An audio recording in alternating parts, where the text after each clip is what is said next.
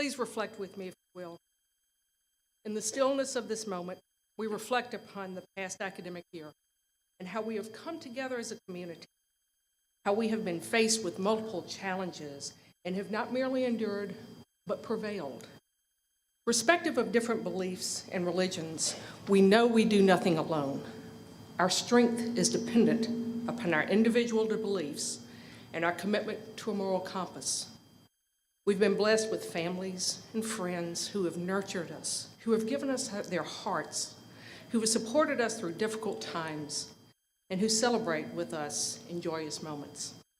We've been blessed with opportunities to become better people every day. We pray for these young graduates as they continue on the path to that very, very bright future that awaits them. Thank you.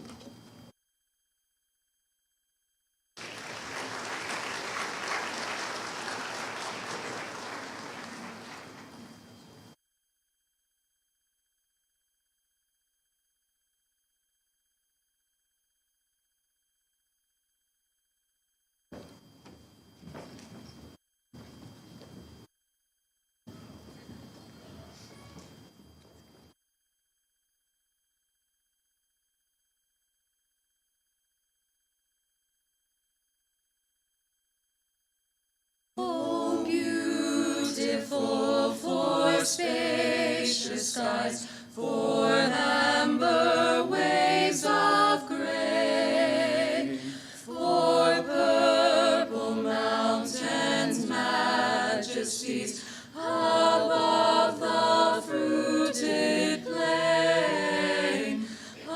America,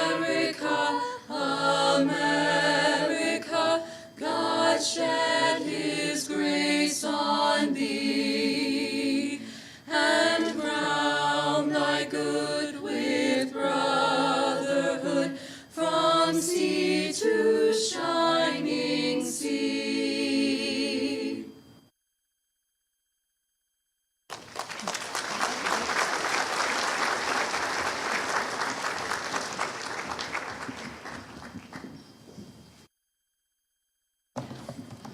Thank you, singing Commodores, for that beautiful rendition of America. You may be seated.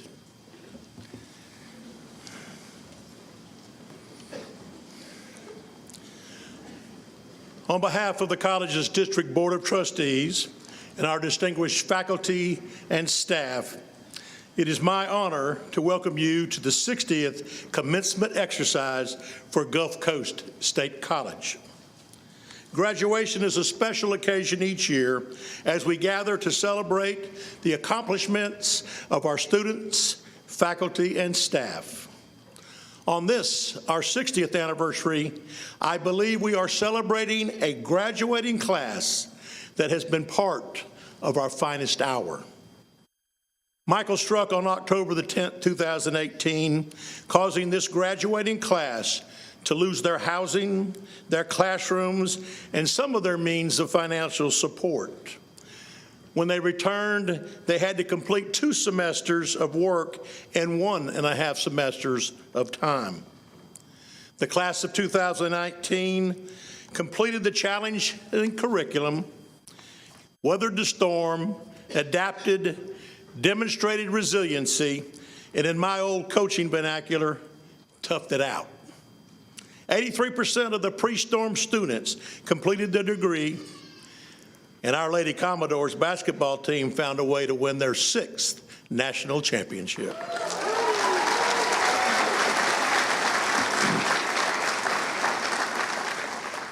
Yes, indeed, the class of 2019 is special. They overcame adversity, found a way, and were a big part of our finest hour. Will the graduating class of Gulf Coast State College please rise to be recognized?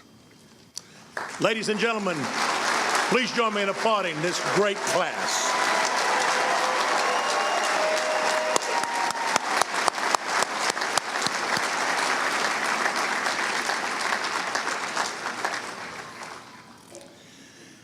I had occasion to attend the first faculty staff meeting 2 weeks after the storm and was amazed to see the number of staff that had found a way to attend the meeting. As with the students, more than half of their homes were destroyed. They were displaced, yet they found a way to attend the meeting, and 10 days later they were providing services. They too had to adapt and be creative in finding ways to teach the coursework and ensure the students received the same high standard of instruction Gulf Coast State College is known for. Faculty and staff, on behalf of the Board of Trustees, I thank you for a job well done.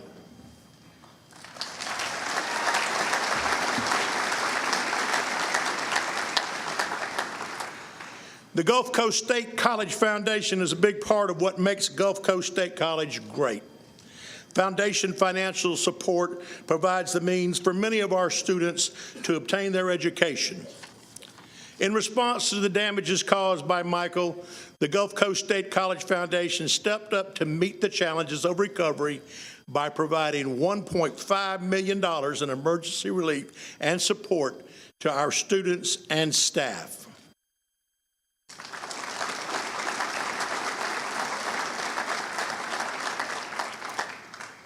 The college sustained $50 million in damages, and the situation could have been worse considerably if not for our president, Dr. John Holnack, who expeditiously contracted the services of a disaster cleanup contractor that had renovated Florida Keys Community College the year previous.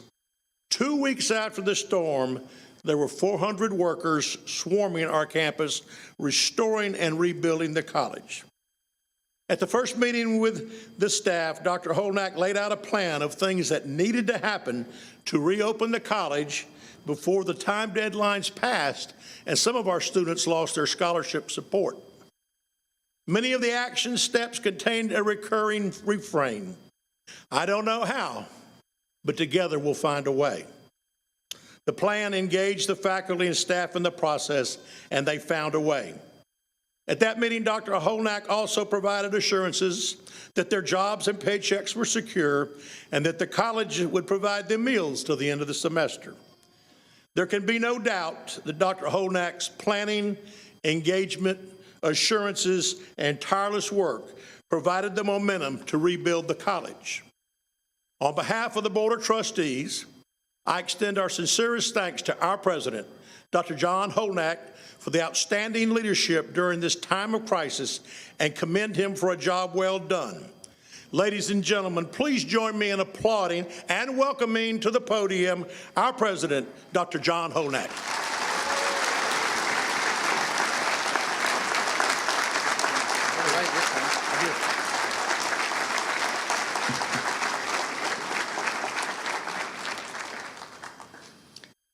Thank you.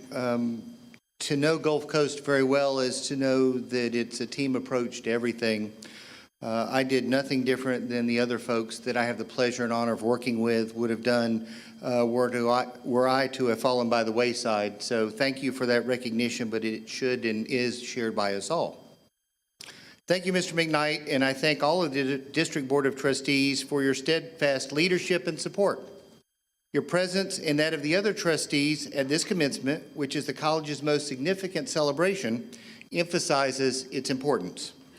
Gulf Coast held the very first commencement exercise on June 1st, 1959, and 20 graduates received their Associate in Arts degree that morning in an auditorium on campus. The tradition of commencement dates back more than 800 years ago in the medieval university. See if I can start that over again. In medieval universities, students and teachers wore gowns like the ones you see our faculty and staff wearing, indicating their scholastic status. The robes, hoods, mortarboards, cords, and tassels all have special significance and mean something different, and all are described in your program in detail. These symbols and traditions play an important role in the history of higher education, not only in this country, but in Europe as well, and particularly are part of our college's traditions as well. And now that you've been through a graduation with us, they'll have meaning for you as well, and you'll be able to follow along with what schools we're from, where we got our degrees from, which degrees we have, and the like. At this time, I'll introduce the special guests on stage. And audience, if you would please hold your applause until the end. You've already met Mr. Jim McKnight, our District Board of Trustees Chair. Other trustees with us today are Tom Lewis, our Vice Chair, Miss Elizabeth Curvin, Mr. Steve Milloway, Mr. Joe Tannehill. All of you are very much appreciated, and thank you again for your service and support, guidance, and leadership. Let's give them a hand.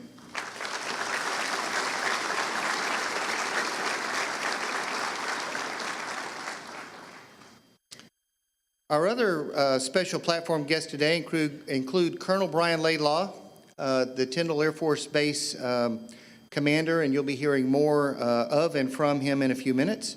Ms. Tracy Moses, the superintendent of Franklin County School District. Dr. Irvin Clark, Associate Dean of Faculty Development and Administrative Affairs for FSU Panama City. Dr. Holly Keener, Vice President of Academic Affairs at Gulf Coast. Mr. John Mercer, Vice President of Administration and Finance at Gulf Coast. Dr. Melissa Lavender, Vice President of Student Affairs at Gulf Coast. Dr. Cheryl Flex Hyman, Vice President of Institutional Effectiveness and Strategic Planning at Gulf Coast. Dr. Kelly Walsingham, our Faculty Senate President. Ms. Sandra Pugh, Associate Professor in our Language and Literature Division. Mr. Jonathan Fuentes, the 2018-19 Student Government Association President. Angela Reynolds, Chair of the Mathematics Division. Danielle Pierce, Program Assistant in our TRIO program. And Keith Owens, Associate Professor in our Mathematics Division. Please join me in welcoming our honored guests today.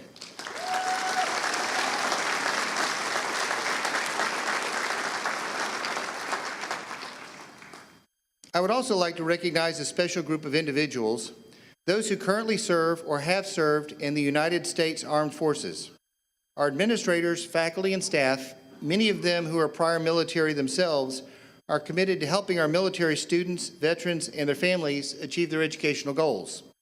With that in mind, it's our privilege to honor graduating active duty and veteran students designated by their red, white, and blue cords.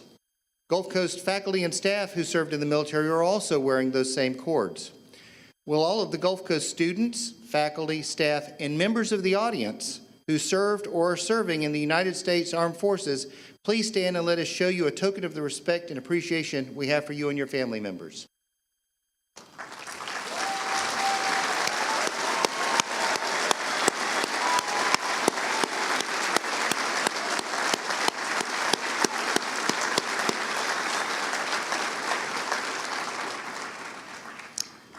Ladies and gentlemen, we all owe you a debt of gratitude that can never be fully repaid, but please accept this attention as our recognition of a job well done. Before I introduce our graduation speaker, I'd like to acknowledge the faculty and staff at Gulf Coast. What an incredible group of people. They set the standard for academic excellence, are the embodiment of the college's vision and mission in improving lives one person at a time. From standing in front of classes and teaching, or helping students to enroll, get registered for classes, buy books in the bookstore, or in this past year, helping to clean up, moving, packing, picking up trash, serving meals, helping to keep the library open 24/7 for the fall semester, and many more items. For everything you do, we thank you, and I would ask the faculty and staff of Gulf Coast to please stand and be recognized.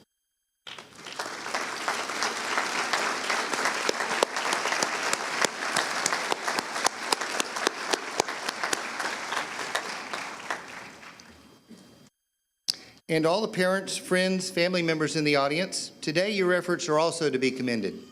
Without your love and support, many, if not most of the graduates in the room today might not be here. Students, please give your family and other loved ones a round of applause and show them how much they're appreciated for their support of you.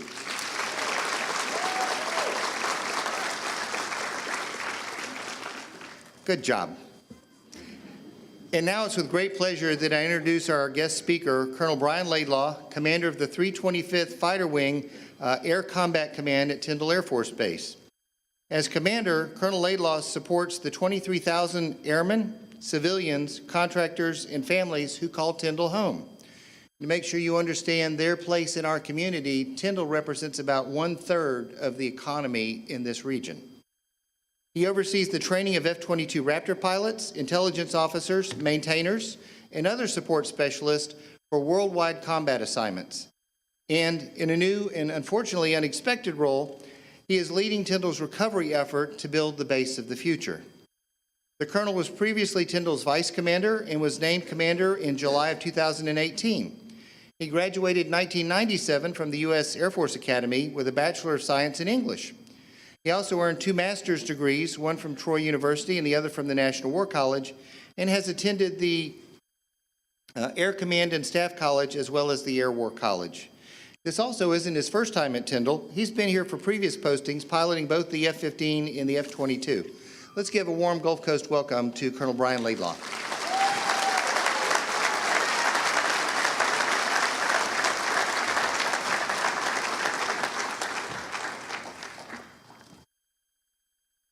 Thank you, everybody. It really is an honor to be a part of this graduation ceremony. I'd like to start off by saying thank you to Dr. Holdneck, your president, for inviting me here today. I would also like to recognize some of the other distinguished visitors up here on the podium. Your vice president, the associate dean of Florida State, who is here, your chairman and your vice chairman of the board of trustees, as well as all the other trustees who are on stage here today. I sincerely appreciate the invitation to spend some time with such an esteemed group of professionals. I tip my hat to all you do and all you have done and all you continue to do to make today happen for all the graduates who are sitting in front of us. Yours is a noble profession. I congratulate you and I thank you for sharing today with me. To the graduates, congratulations. You are now part of the most educated generation in our nation's history. According to the Census Bureau, for the first time in our history, 90% of Americans over the age of 25 have completed high school. By comparison, that number was just 24% back in 1940, when our nation was on the verge of entering into World War II and about to become a world superpower. Your generation isn't stopping there. Just over 1/3 of Americans over the age of 25 now have a bachelor's degree or higher. Now, these numbers are the national average, and I recognize that 81% of you are from right here in Bay County. The numbers for Bay County are pretty close to the nationwide averages. 1 in 3 Bay County residents have at least an associate's degree, and 1 in 5 have a bachelor's degree or higher. I know that some of you will enter into our workforce for the first time after today.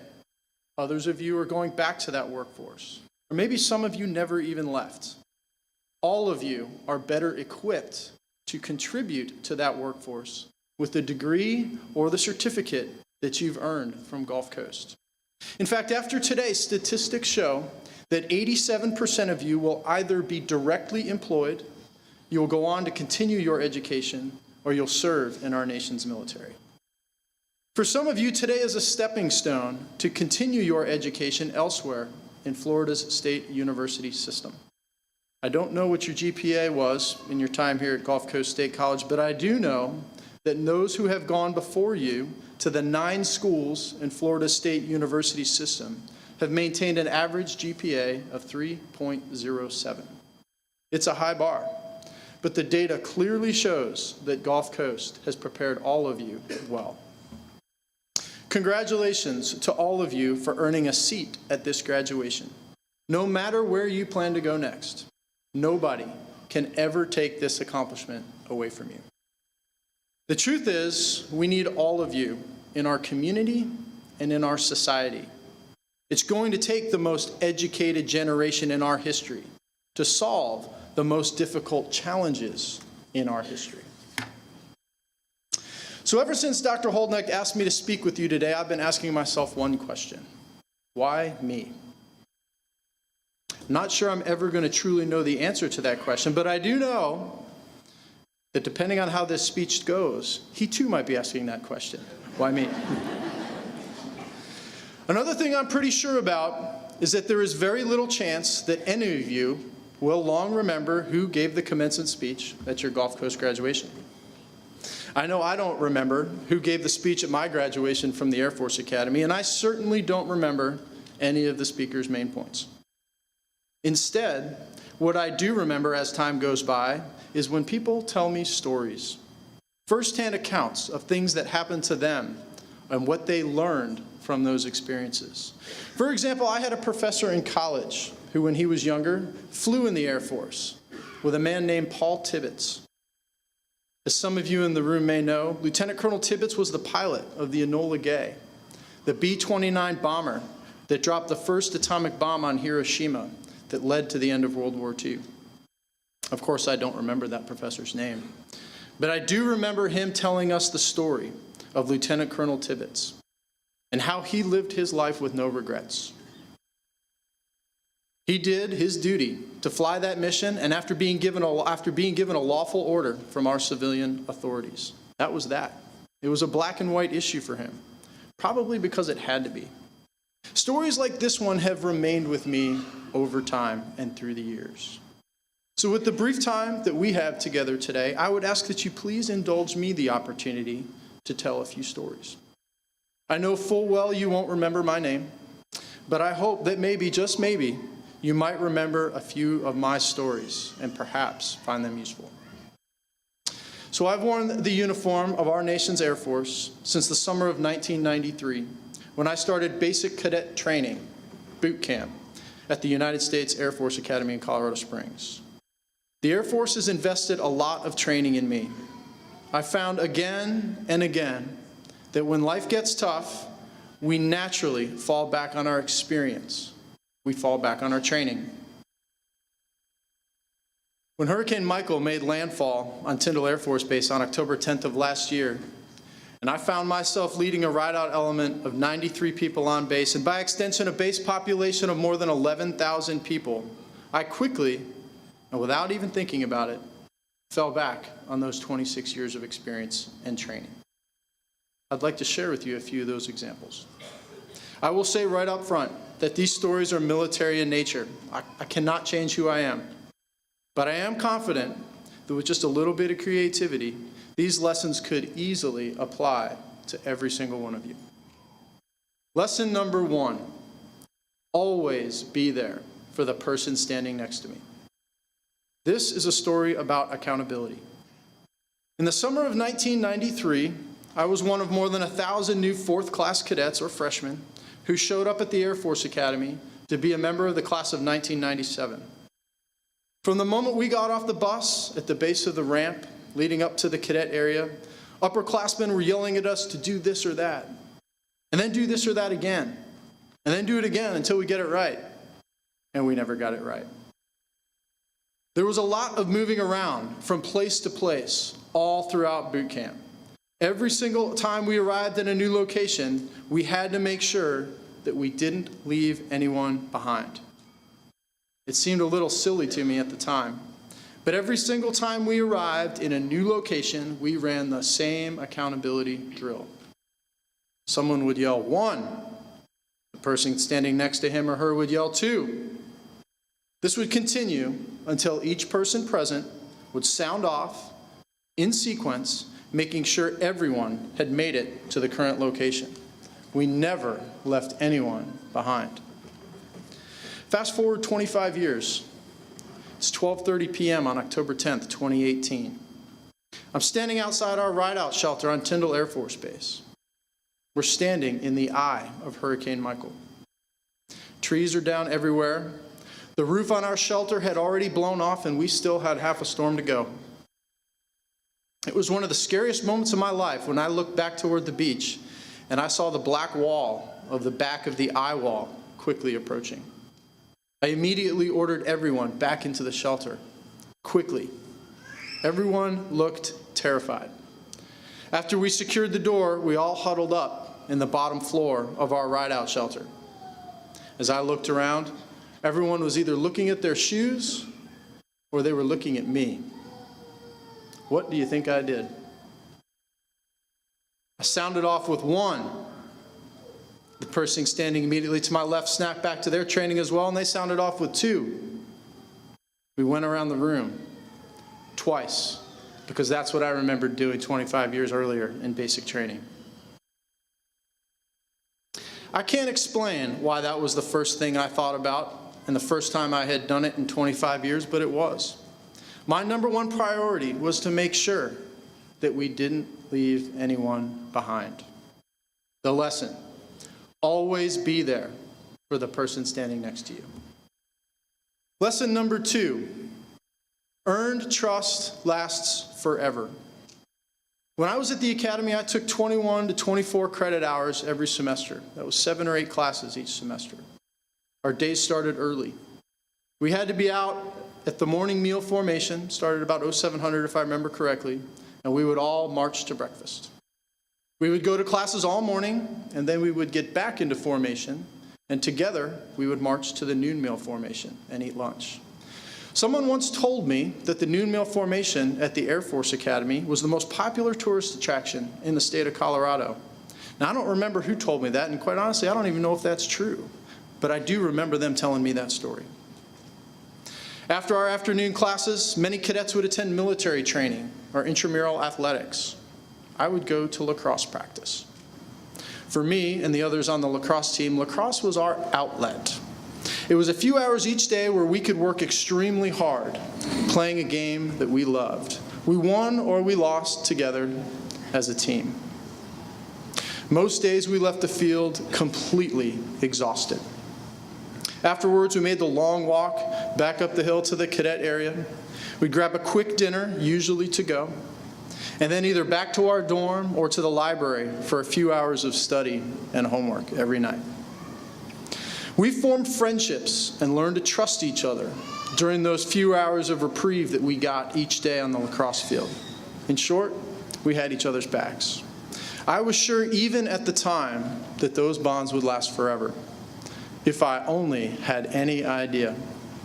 Fast forward again, 25 years.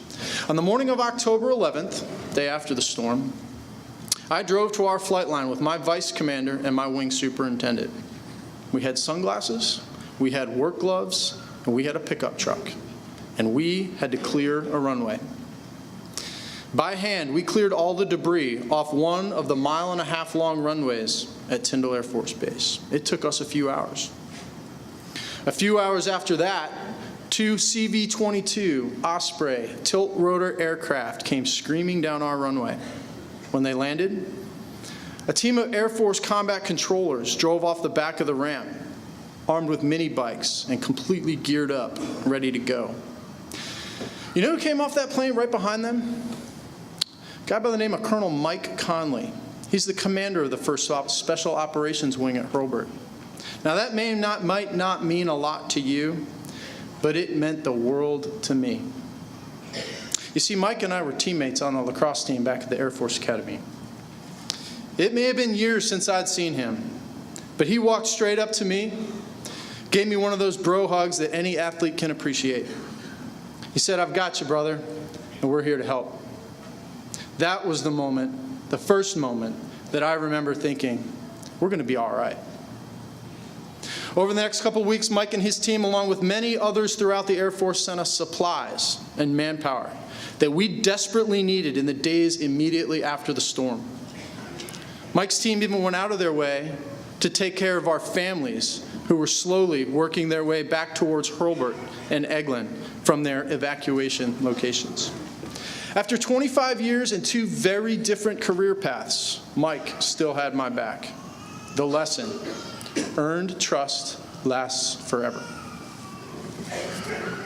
Lesson number 3. Sometimes in life, you got to get over the opening shock, prioritize what's important right now, and set some goals that make sense. I think intuitively, you all know exactly what I mean. When you are absolutely overwhelmed by what life throws your way, sometimes it seems like you don't have the first clue where to start. Perhaps some of you have better stories than mine to emphasize this point. For me, my memory takes me back to Eielson Air Force Base. It's about an hour outside of Fairbanks, Alaska, if you've ever been there. It's early March, the ground is frozen and it's covered in snow. The forecast calls for temperatures to drop to -20 overnight. I have a sleeping bag. However, it's not a cold weather sleeping bag because cold weather sleeping bags are too thick to fit in the ejection seat of an F-22 aircraft. I also have a backpack with a few supplies, and I have several acres of Alaska countryside all to myself. This is because just minutes prior, my Arctic survival instructor dropped me off. He wished me luck, and he said he'd be back sometime tomorrow afternoon.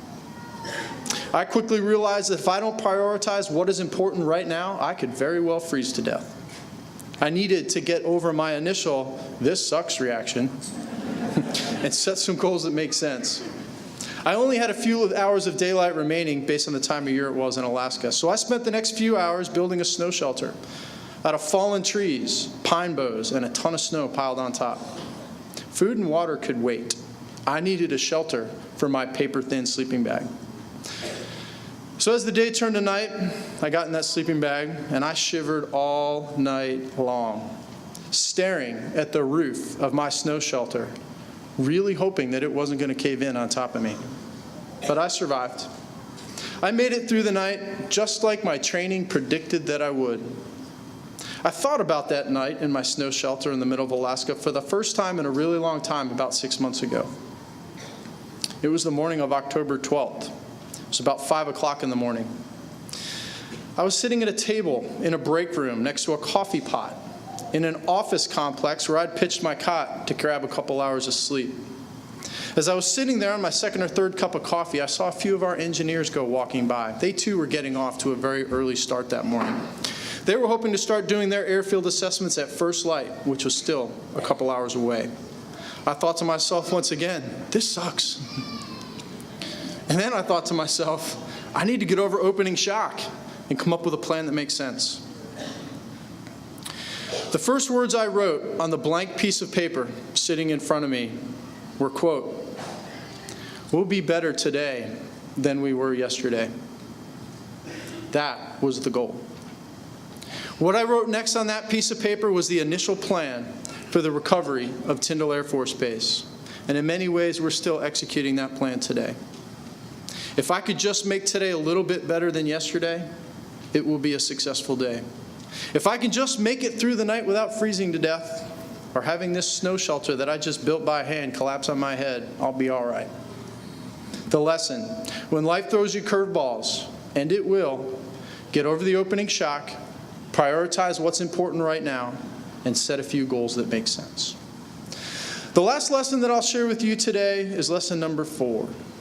Truth always wins. Cadets at the Air Force Academy live by an honor code. We will not lie, steal, or cheat, nor tolerate among us anyone who does. If you were a classmate of mine at the Air Force Academy, I did not have to know you to trust you. The honor code bound us all.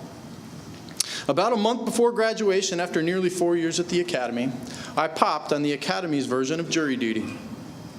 I had to sit on an honor board with fellow classmates and hear a case against one of our own. The accused had been our classmate for 4 years, and like us, was on the verge of graduation and a commission in the United States Air Force. But he let his guard down, and he violated our honor code. The case was black and white. He was guilty. It's not easy to dismiss a classmate so close to graduation, but it was the right thing to do. For us, it was the only thing to do. There is no gray area when it comes to issues of integrity. It was George Orwell who said, "In times of universal deceit, telling the truth is a revolutionary act." In life, there will be competition, a lot of it. People will want you to fail. They will form coalitions against you, and they will stop at nothing to discredit you. They might not tell the truth, or perhaps not tell all of the truth, in an effort to best you or your position. My advice: don't try to beat them at their game. Remember, truth always wins in the end. In the heat of battle, remain objective, unemotional, and data-driven in your arguments and your decisions.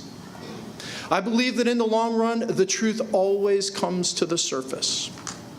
If you remain loyal to your integrity, control your emotions, and use logic and data grounded in facts and truth, not only will you be more persuasive and ultimately successful, I contend that you will find yourself surrounded by like-minded people who have your back and will support you every step of the way. The lesson: truth always wins. So I've learned to always be there for the person next to me. I've learned that earned trust lasts forever, and I've learned the hard way to get over opening shock, prioritize what I need to do right now, and set goals that make sense. Sometimes in life, the best thing you can do is just focus on making it through the night without freezing to death or having the ceiling you just built collapse on your head. I've learned that truth always wins. As I look back at the 26 years that have passed since I first stepped off that bus and into boot camp at the Air Force Academy, I do realize that hindsight is 20/20. I had no idea when I was living those stories that someday I would be standing in front of you, sharing and recounting those experiences. When I walked outside the ride-out shelter after the storm had passed on October 10th, I remember thinking to myself, there is no way I am prepared for this. I don't even know where to begin. I would imagine that many of you sitting here today are thinking similar thoughts. Am I prepared for what's next? How do I really know where to begin? I don't pretend to know what the future holds for all of you, but I am certain that there will be challenges. That's just life. I suspect, though, that you are far more ready than you think. I trust that your experiences and your training will serve you when your time comes, and your time will come. Every challenge is an opportunity to learn another lesson, and how you react to those challenges makes you who you are. My hope for all of you is that someday you find yourself in the right place at the right time to use your training and your experiences to make a difference in our world. After all, you are the most educated generation in our history, and now it's your turn. Your turn to do what you can do to leave our world a better place. You are off to a great start by virtue of where you are sitting today. Congratulations to all of you. I sincerely thank you for inviting me to spend some time with you and giving me a chance to tell you a few of my old stories. Godspeed to all of you. Thank you.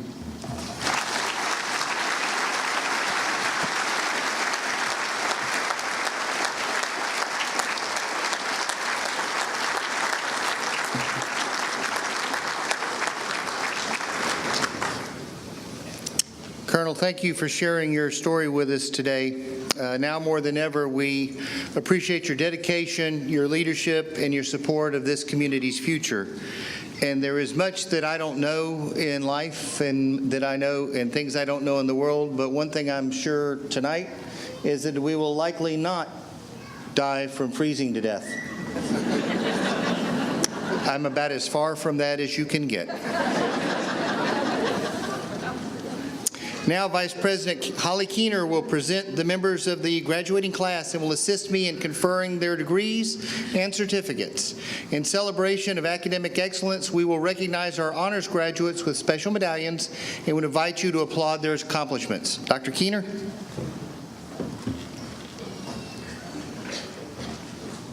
Candidates for graduation, please rise.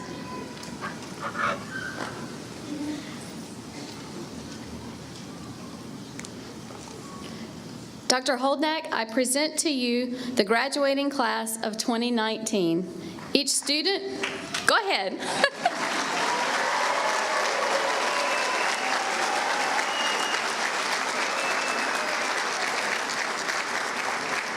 Each student has met all requirements for graduation as established by Gulf Coast State College and is therefore entitled to receive the degree of Bachelor of Science, Bachelor of Applied Science, Associate in Arts, Associate in Science, and certificates as awarded by this institution.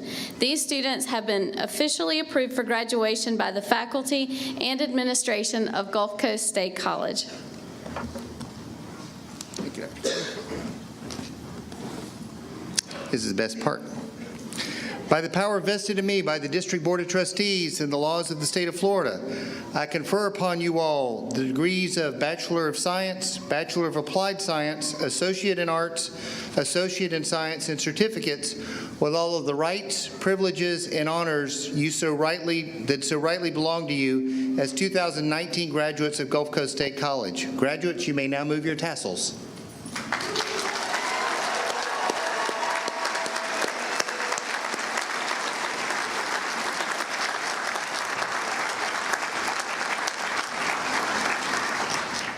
Graduates, please be seated. Would the first row please come forward to receive your diplomas? Ms. Sandra Pugh will read the names of the graduates.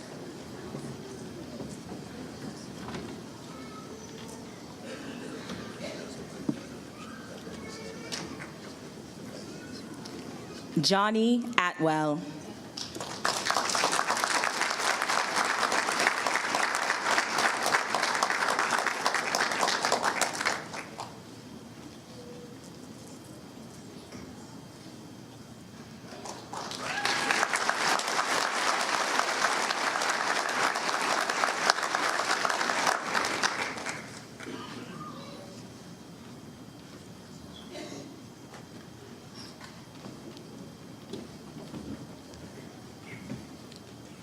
Christopher Maynard.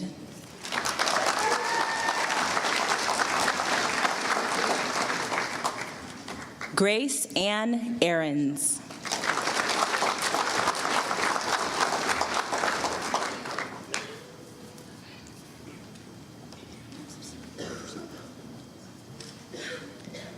Allison Abadi.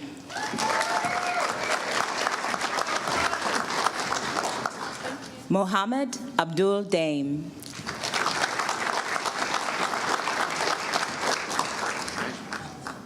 Amy Adams.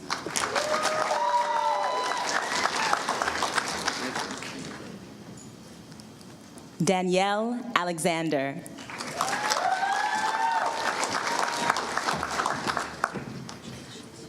Haley Anderson.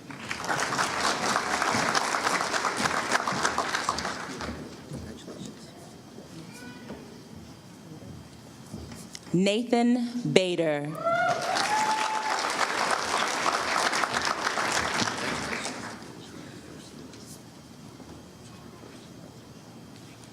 Seth Bailey.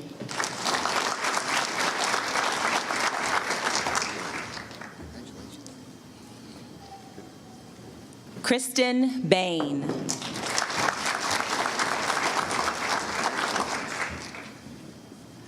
Roxana Barahona, cum laude.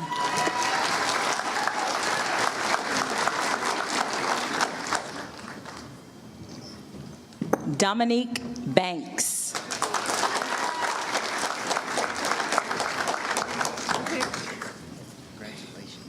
Alexis Barry Moschel.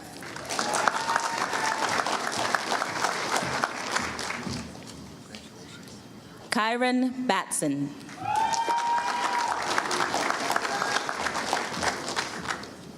Michelle Christina Uton Beecher.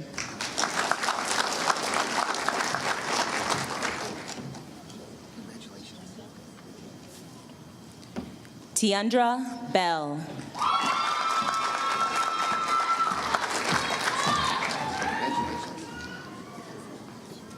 Shelby Berserger.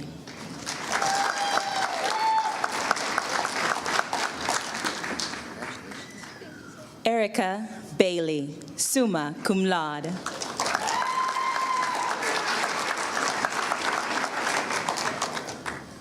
Joseph Bonono III, cum laude.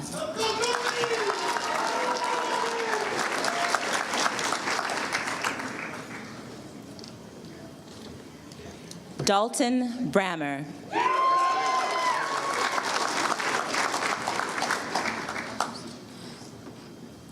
Allison Bringen.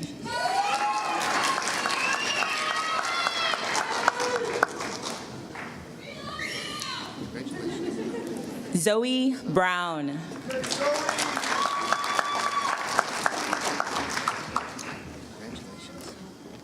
Hannah Pearl Broxton.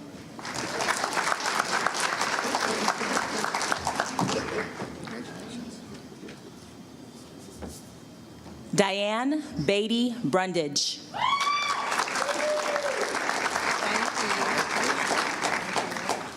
Alicia Bryant.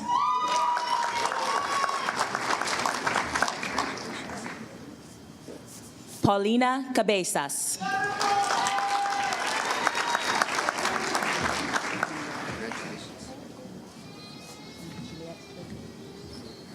Juliet A. Cade, cum laude.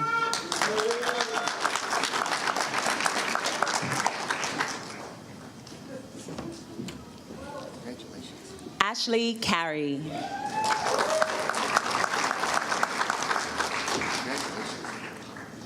Rachel Cosby.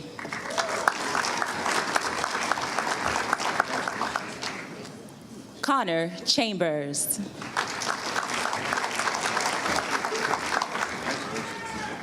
David A. Chandler, magna cum laude.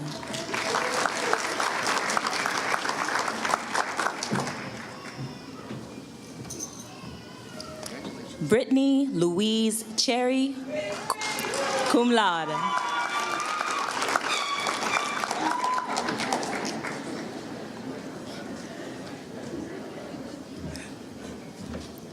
Anna Danielle Chess.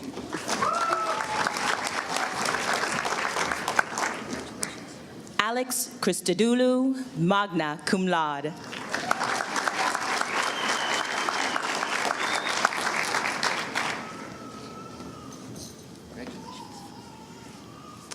Jamie Clark.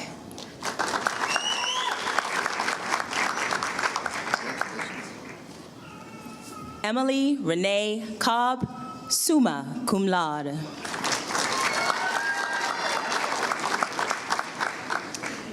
Sierra Grace Como, summa cum laude.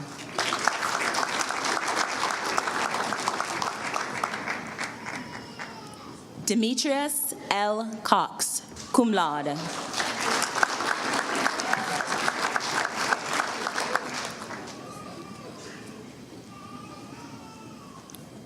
Isabel T. Cox, cum laude.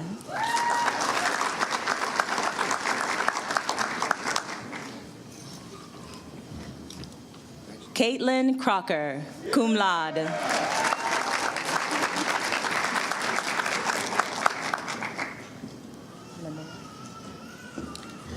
Emily Lenore Crosby, cum laude.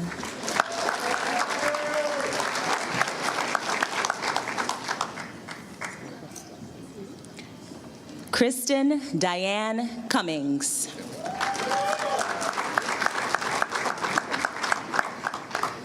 Irene Dawood, cum laude.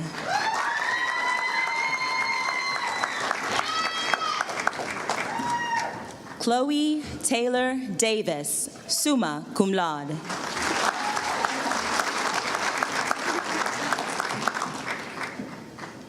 Candy Daniela Day.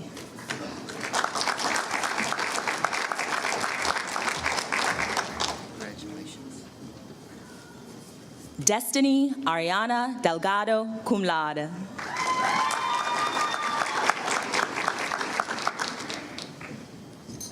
Alan H. Donaldson, cum laude.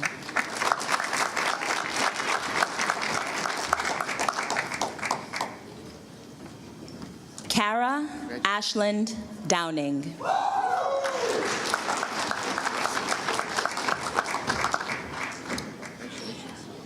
Jenna Marie Drew. Janie Janet.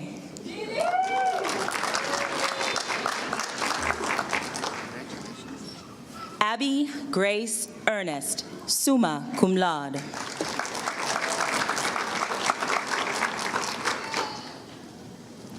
Preston Fisher Edwards.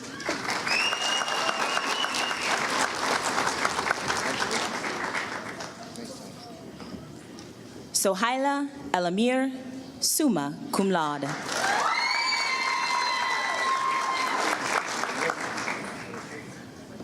Haley Etheridge, magna cum laude.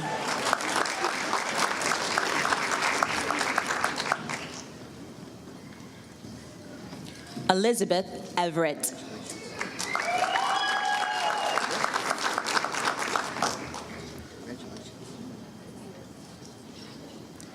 Taylor Fant, cum laude.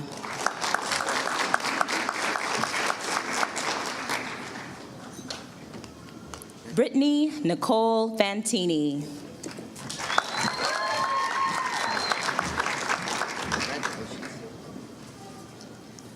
Caitlin Victoria Foley. Jonathan James Fuentes.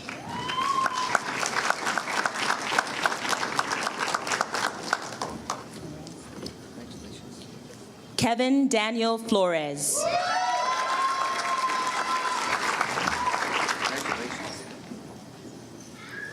Maria Ferrer.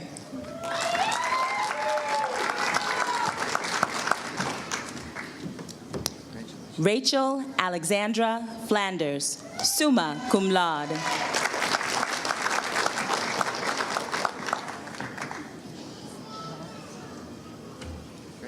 Marion Juvan Freeman.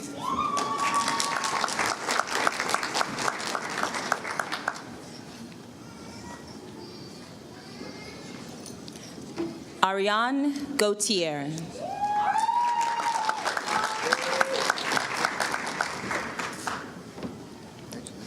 Astu Gay. Congratulations. Hunter Ginn. Congratulations. Lexi Lynn Goodman, magna cum laude.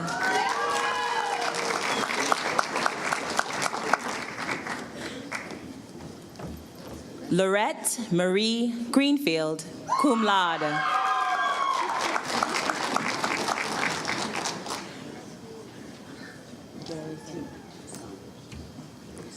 Santina M. Guillory Saunders, cum laude.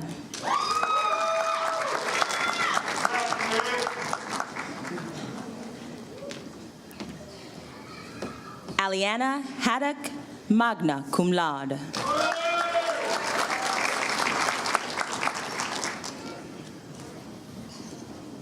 Sienna Alexis Hagan, summa cum laude.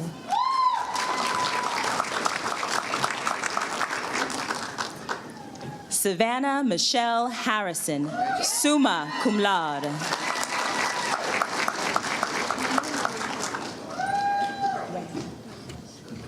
Kelby Rain Hay, magna cum laude.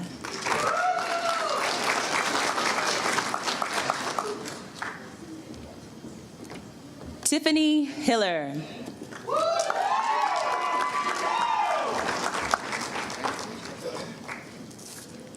Jana K. Hickson.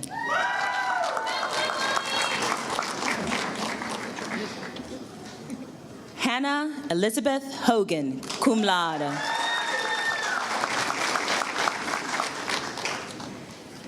Michaelin Huckabee, summa cum laude.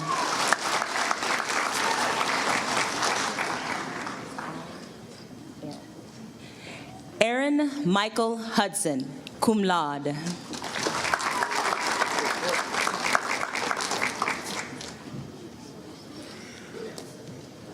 Sandra Nicole Hudspeth, magna cum laude.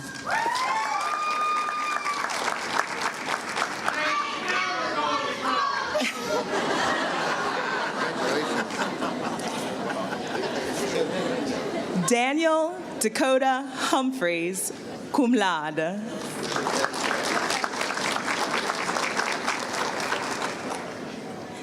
Danielle Grace Hutchinson.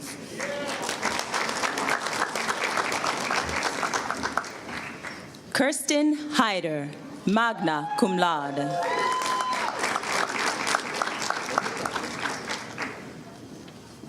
Kayla Jenkins, cum laude.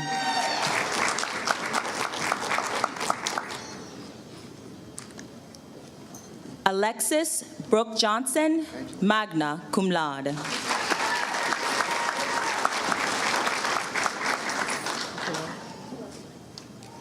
Sarah Catherine Khalil.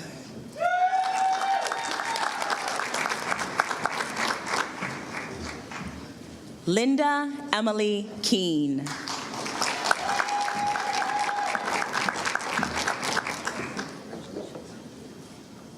Dimitar Keheov.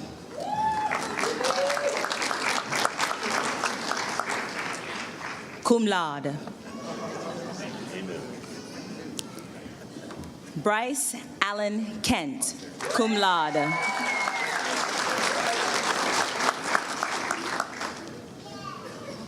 John Joseph Kerrigan III, cum laude.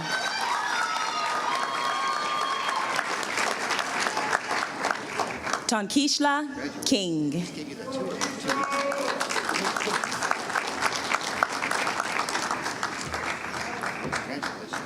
Sophia Corbin Kervin.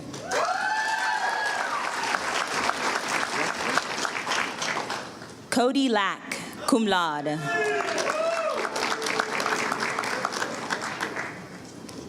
Jason Carroll Lambert.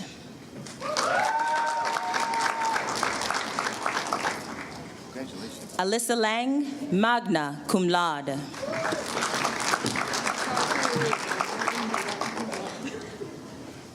Amber Lunt, cum laude.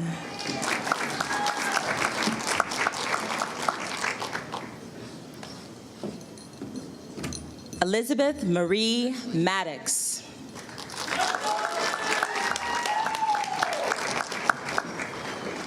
Mary Catherine Mason.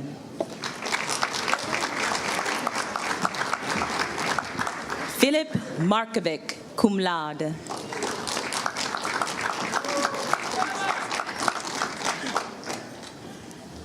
Larissa C. McDonald.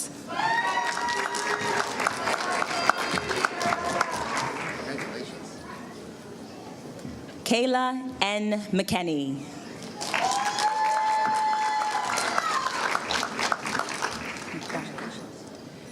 Amber Nicole McLeod.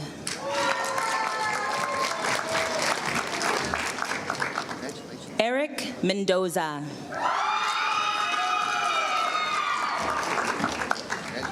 Kimberly Mercado Ramos.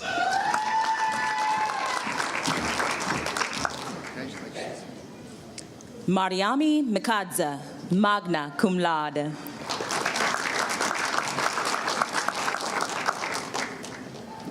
Jocelyn Noel Minshew, cum laude.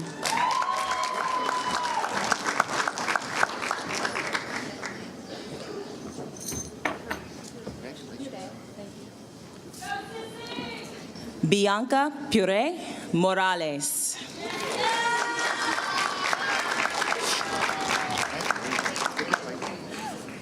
Janae Moss.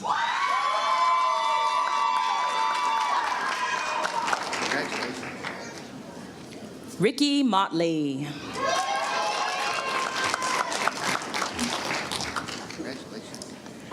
Monique M. Muirhead, magna cum laude.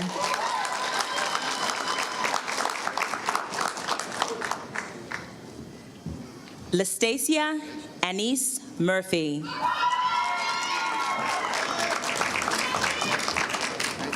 Tyveris Shaquan Murray.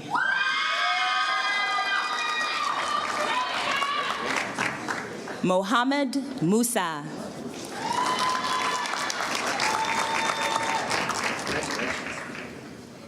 Arish Musa.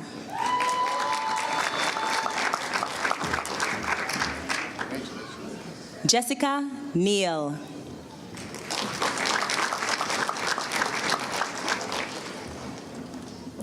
Jalen Shea Powell Obi.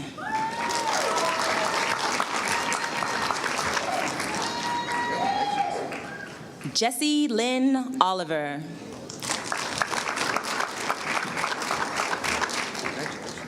Alexandra Paris Osborne.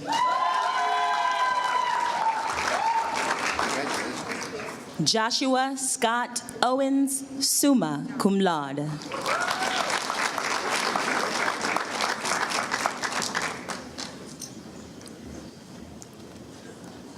Nathan William Page.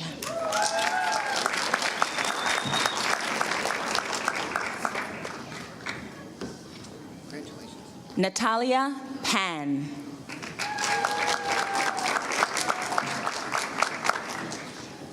Charles Franklin Paramore III.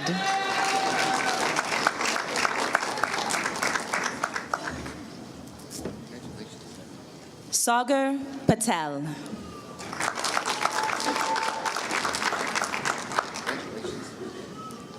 John Jr. Peters.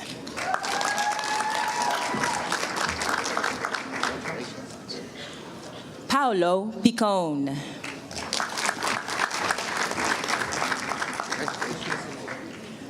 Luke Porter Pierce.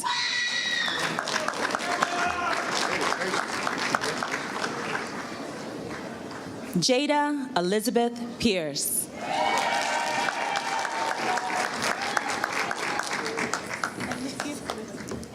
Katrina Pless Brooks, summa cum laude.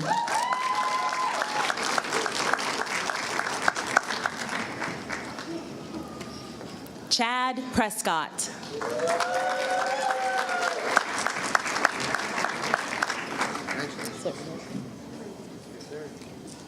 Dina Reagan.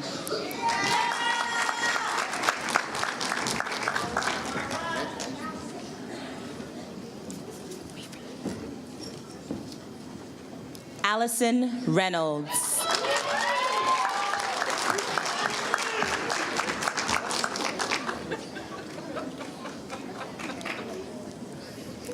Sarah Joanne Richburg.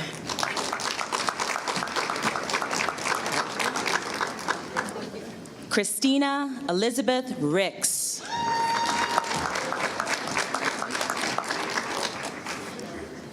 Jennifer A. Robinson.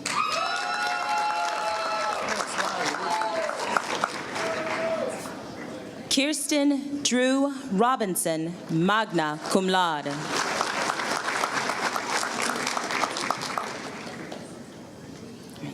Katie Roca, cum laude.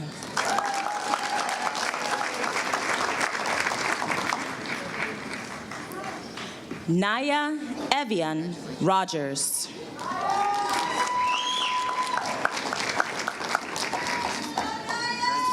Jessica Victoria Rudd, cum laude.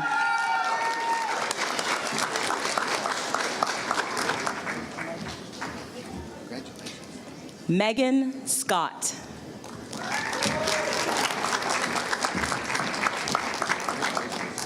Anna Catherine Sederich, summa cum laude.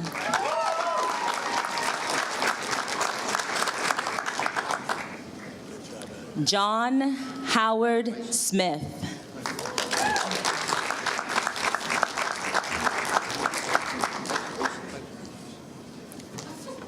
Samantha A. Smith.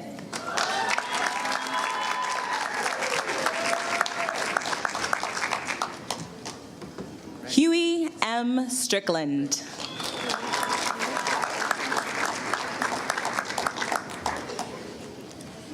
Courtney Mackenzie Slay, cum laude.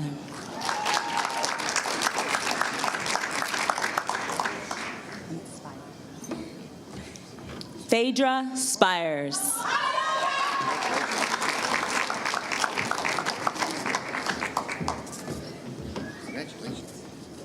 Patricia Ann Strayer.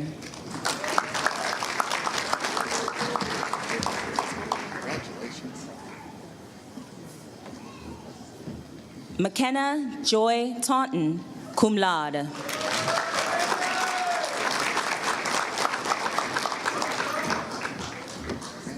Robin Taylor.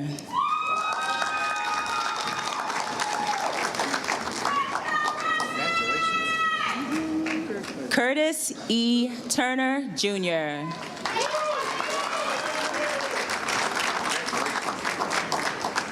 Justin Ryan Walding, cum laude.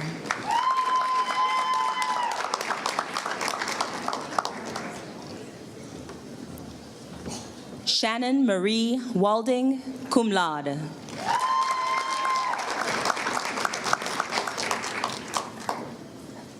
Rashida Walker, cum laude.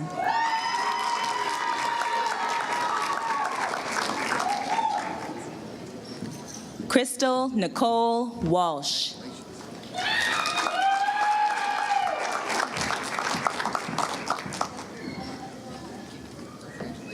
Donna Wainick.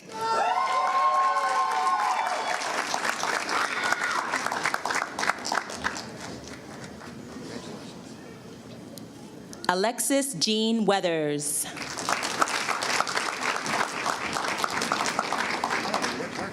Corey Weston.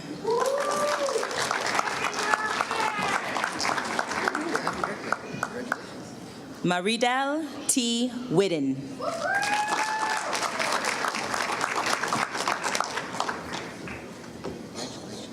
Michael Andrew Whittle, cum laude.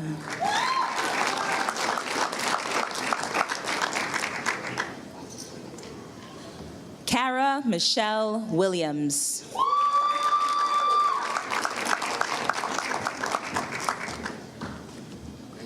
Shannon Williams.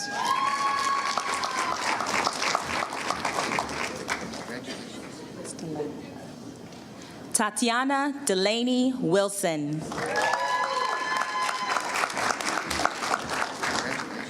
Brandon Michael Rich.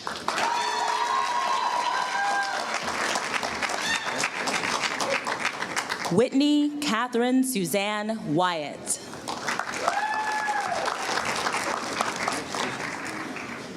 Clayton Yarbrough.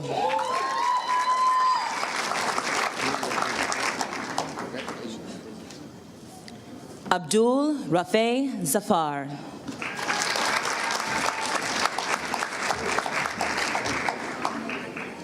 Vanessa Allen Summa, cum laude.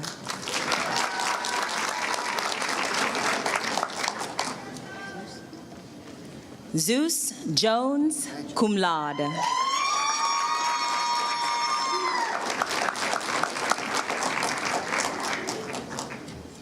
Congratulations.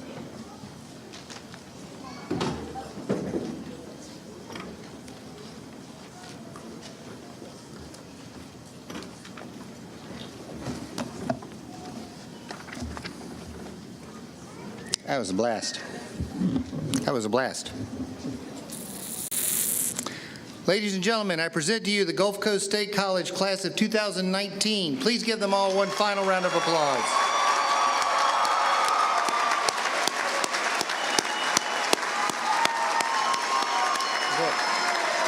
Look.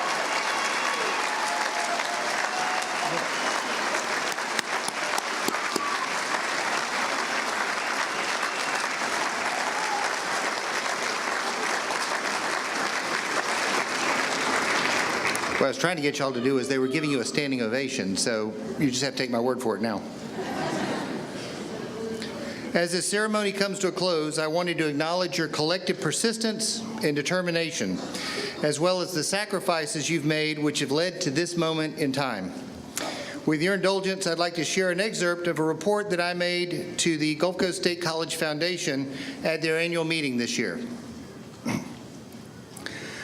The characterization of life in Northwest Florida after Hurricane Michael can perhaps be best made with a paraphrase of the opening line in Charles Dickens' A Tale of Two Cities. It was the best of times, it was the worst of times. It was the season of light, it was the season of darkness. It was the spring of hope, it was the winter of despair. We had everything before us, and we had nothing before us. In the briefest of moments, our houses were destroyed, businesses flattened, belongings ruined, and loved ones lost. A shake of the head could speak volumes when asked about the status of a home, yet words failed to convey the scope of destruction that surrounded us all. For a while, food, gas, electricity, and even hope were in short supply. But we're a resilient lot.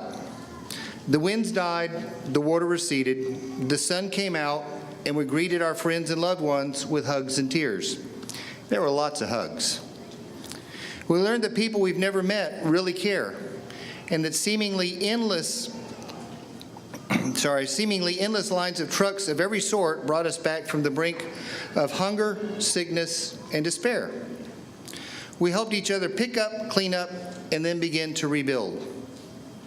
We assessed damages, filed claims, filled out lots and lots of forms. We found out how dark the dark can really be, and then we celebrated the night the lights came back on. We learned that when everyone smells, no one really smells, and that jeans really aren't dirty until the knees don't bend so well. We found out that doing without isn't always a hardship, and that necessity really is the mother of invention. We also learned that things don't matter nearly as much as we thought, but that people matter more than we ever possibly imagined. And as it turns out, compassion and generosity trump greed and indifference every single time. Our community and our college have been tried and tested in unprecedented ways, and we've done well. We couldn't change the cards we were dealt by the storm. We changed how we played those cards. We provided a state-of-the-art emergency operations center and kept it running so that the incident response team members could focus on the important things, taking care of the public. When the airwaves went silent across the spectrum, WKGC, our college radio station, came through loud and clear with accurate emergency information and words of encouragement and hope and understanding. The first responders we've trained over the years made us proud and saved lives, lots of lives. With the help of our incredible faculty and staff, we reopened the college 27 days after the storm came ashore, when many thought we were down for the count. Thanks to the support of sister colleges around the state and country, we've used Michael's Pantry to provide food, incidentals, and supplies for our students, employees, and their families. And thanks to the incredible generosity of the Gulf Coast State Foundation, we've been able to distribute a $1.5 million hand up to our students and employees rather than giving them a handout. Our way ahead will not be an easy one, but life will get better, though it will forever be different. However, if there's one universal truth we all know, one common experience we all now share, it's that together we can face anything, do anything, and make miracles happen.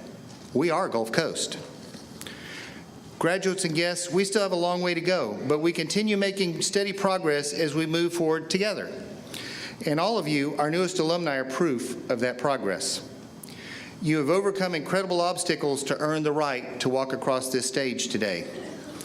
And now I'd like to present a video, this graduation gift that's from the faculty and staff of Gulf Coast College in recognition of the incredible, incredible resilience of the class of 2019. For more than 60 years, students from all walks of life have brought their dreams of a better future to Gulf Coast State College. Today's graduates have worked hard, learned, and grown. You've overcome the bumps in the road that come with every important journey. But what you probably never expected is that this place itself and the promise it holds for you could be gone right before your eyes. The Gulf Coast preparing for the high winds and heavy rain that Hurricane Michael will bring to the area. A state of emergency has been issued for 26 Florida counties. This is your last chance to get prepared for this monstrous and deadly storm. We're approaching the eye wall making landfall here, and we are hearing the building shaking. Right now, you've got to get to a shelter. Our number one message right now, this is it. You got 1 hour.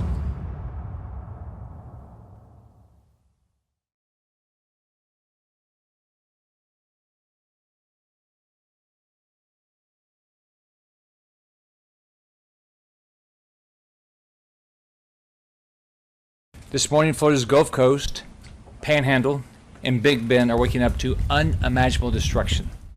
Mexico Beach took a direct hit. Once a popular tourist destination, it is now obliterated. The once charming Lynn Haven, Florida is now a tangled mess of splintered trees, mangled buildings, and shattered memories. In Panama City, some houses and businesses are unrecognizable. The roof of the school gymnasium torn open. We are on Port St. Joe right now, and you can see the damage is intense. This hurricane was an absolute monster, and the damage left in its wake is still yet to be fully understood. You know, I think the first thing was trying to get a hold of colleagues and students and make sure, you know, people were safe. Social media was beneficial. That's probably where we had most people check in. We kept the radio on to our school station, WKGC 90.7 FM, and we heard our professor, Scott Kirkman, his voice and just encouraging everyone. The challenges we had to overcome were no power, no water. 30% of the homes of all of our employees destroyed or so damaged, they're still not in them 6 months later. I found out what it was like to be homeless. I found out what it was like to be hungry when I went to sleep at night. It was definitely questionable on if and when I was going to return. This is my grandparents' home, so I was like, I can't just leave them with this. My grandparents were like, no, you need to go, you need to better yourself. Go get your degree, go get your life started. What made us want to come back to the school too is that we didn't want to waste God's time and our daddy's money. After the whole hurricane, I was just like, what's the next move? But dropping out, not so much, because I know like Gulf Coast will understand what I went through, and kind of wanted to finish strong there. Dr. Holdnack had one singular focus, and that was to get the college back open so the students could return to their job. It is astounding to me that they were able to get back up and running as quickly as they did.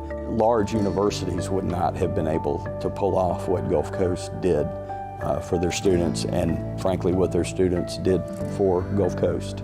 I think I knew it was going to be okay when the reopen date was announced. I think in that moment I knew that we were going to get there as a college and as a community.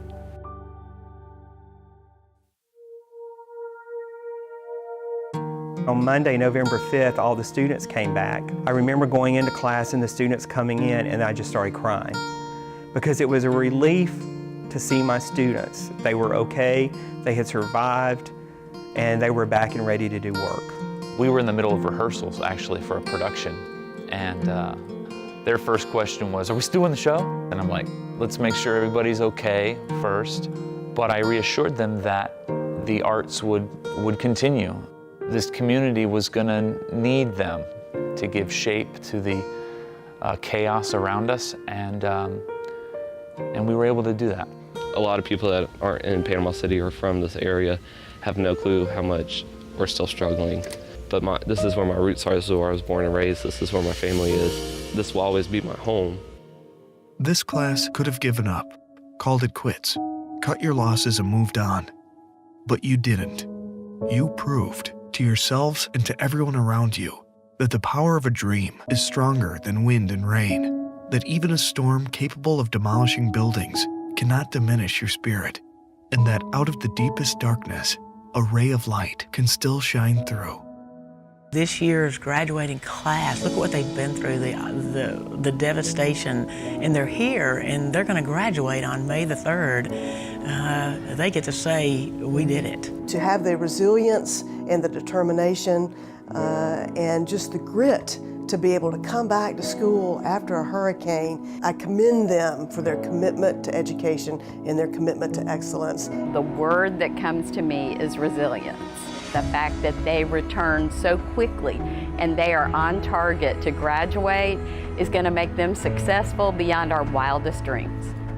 To the Gulf Coast State College graduating class of 2019, you're awesome. You didn't let Hurricane Michael keep you from achieving your goal of graduating. This says an enormous amount about their character, that they stuck with this.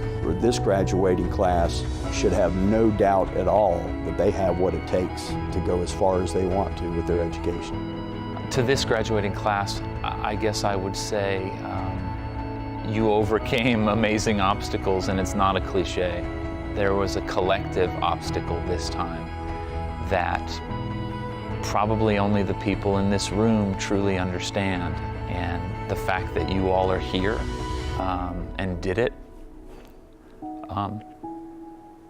it makes me proud to be an alumnus.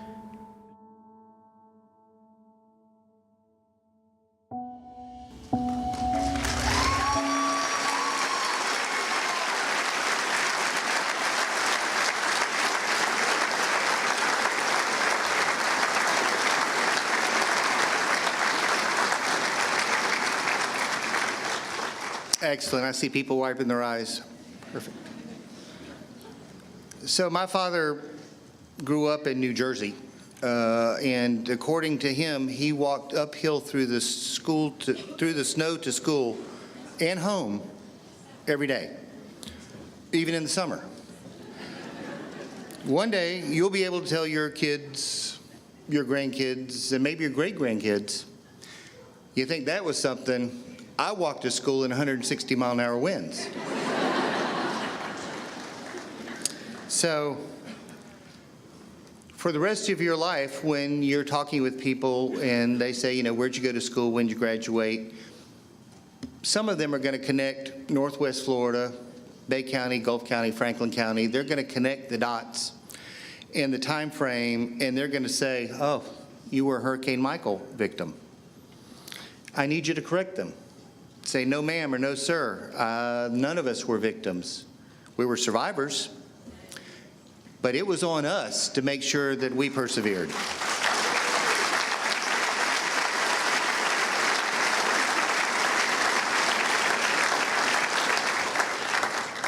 There's no victim to any of y'all in here. Graduates, I want you to use the power of your education and of your recent experiences for good, and to share your knowledge and insight to help make our community and the world a better place. We desperately need your leadership. Good luck in your future endeavors, though I really doubt that luck is going to be involved at all. And congratulations on your tenaciousness and perseverance. In fact, I'm going to do my best to get a picture of this year's graduating class included in Wikipedia underneath the word resilience.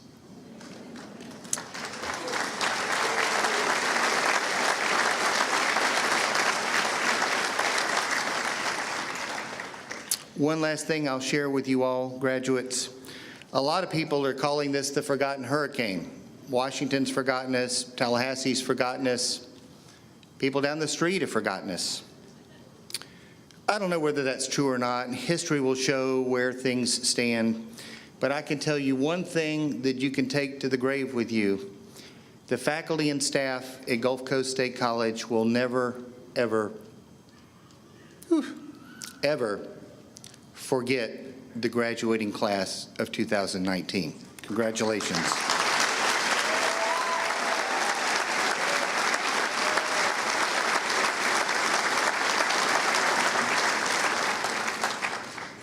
Graduates and audience members, please rise for the alma mater and benediction and remain standing until the faculty, staff, and graduates have made their exit.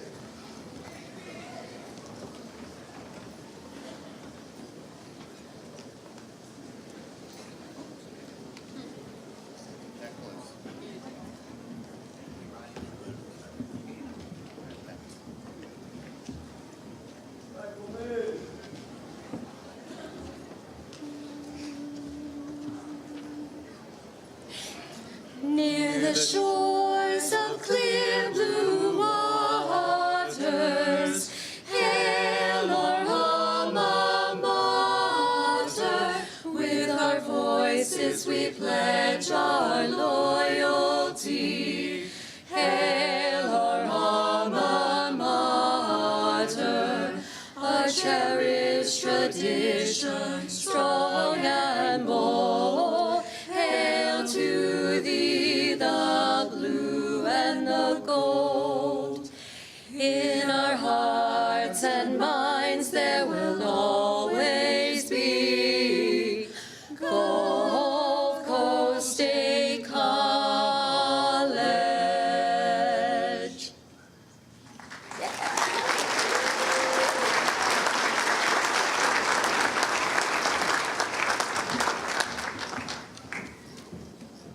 Let us pray. We ask for the opportunity to celebrate our graduates' many accomplishments today. We ask that their path be made clear to them. We ask that they may be strengthened by the challenges they have overcome this year and by the challenges they have before them. We ask that they put the knowledge, skills, and insights gained through their education to use for the good of all humankind. We ask that they have the tenacity, curiosity, and courage to make a positive difference in the world they help create. We ask that they be filled with unquenchable desire to learn throughout their lives, and we ask that they have the humility to learn from their mistakes. This we pray, amen.